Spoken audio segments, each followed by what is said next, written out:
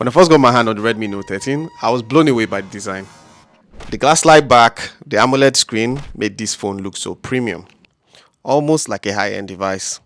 But the excitement took a hit when I found out it had the same chipset as its predecessor, the Note 12. Suddenly, it all made sense. But as usual, the goal is to find out if this device is a worthy upgrade. So, let's get started.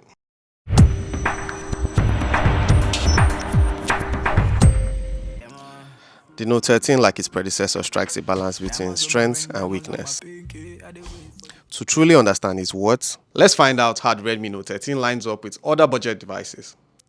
When it comes to comparison with budget devices like the A15 and the Spark 20 Pro, the Note 13 stands out with its AMOLED screen, in-display fingerprint sensor, and sleek design.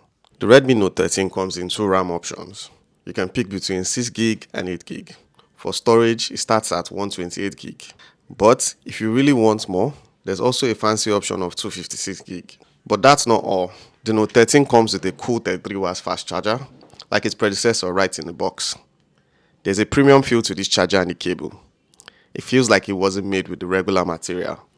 And the cable is very fast. For the design, the Note 13 packs a dual stereo speaker for immersive sound that takes things up a notch. Compared to the Note 12, this is a major upgrade. Take a look at the screen. You'll notice the bezels are flatter. It gives the phone a modern appearance. Unlocking your phone is also a breeze thanks to the in-finger display. It's not just secure, it's quick and easy and makes your daily interactions smoother. And like the Note 12, the SIM tray can be found in the bottom of the phone. The Redmi Note 13 brings a top-notch display to the table. With its Corning Gorilla Glass 3, your screen will be well protected against scratches, adding an extra layer of durability to this device. The use of an AMOLED display is one of the standout features, especially giving this device affordable price. You also get a smoother scrolling experience thanks to the 120Hz refresh rate, making your interaction with this phone feel more enjoyable.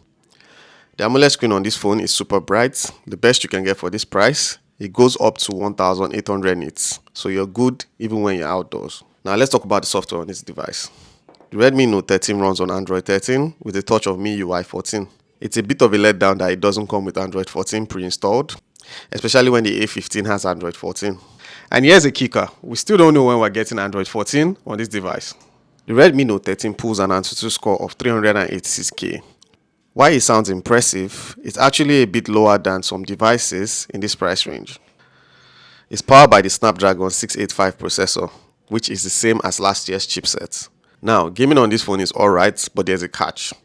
If you're into games like Call of Duty, you might have to settle playing on low graphics settings and high frame rate to get a smooth experience. As for everyday use, the Redmi Note 13 does fine, but it's not without its quirks. Sometimes you might notice a big lag or choppiness. It's not a deal breaker, but it's there. And it might bug you a little if you're all about its smooth performance. Alright, let's talk about the Note 13's battery. It has the same 5000 mAh capacity as the Redmi Note 12. In everyday use, it does a good job, making sure your phone doesn't die on you, even if you're a heavy user. To charge, the Redmi Note 13 supports a 33W fast charger, and it takes about 1 hour 15 minutes for your phone to charge from 0 to 100. So you spend less time waiting and more time using it. For the camera, the Note 13 comes with a 108 megapixel main camera, an 8 megapixel ultra-wide lens, and a 2 megapixel macro camera. When it comes to photo, the 108 megapixel main camera does a good job, but the HDR setting is decent, not mind-blowing. It will make your photos look nice, but don't expect perfection, especially in tricky lighting. Here's the thing, to use the full power of the 108 megapixel camera, you'll need to switch a specific mode. It's not there in the default photo option. Also, the night mode is decent, it takes good pictures and videos, but keep your expectations in check. It's not a miracle worker. The Redmi Note 13 front camera is not mind-blowing, it's decent, it does a good job with regular selfies. But guess what? It does magic outdoors, thanks to the natural light.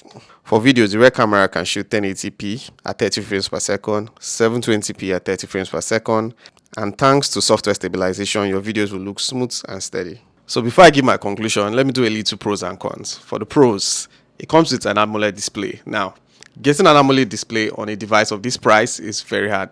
It's almost impossible. So I think Redmi did a good one on this one. Pro number 2, premium design. It comes with a glass and plastic back. For a second, I thought it was a glass back, but plastic still works and it looks premium. So kudos to Redmi on this one.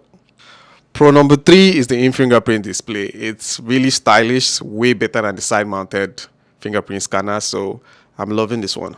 My favorite one, the bezels. They're thinner now. The Note 12's bezel was like, it was like a cardboard. It was too big, so I'm loving this. Now let's talk about the cons. For the cons, the first one that is very irritating is the same chipset. It's like just buying a new case, but same processing power. It's not cool. Redmi, why?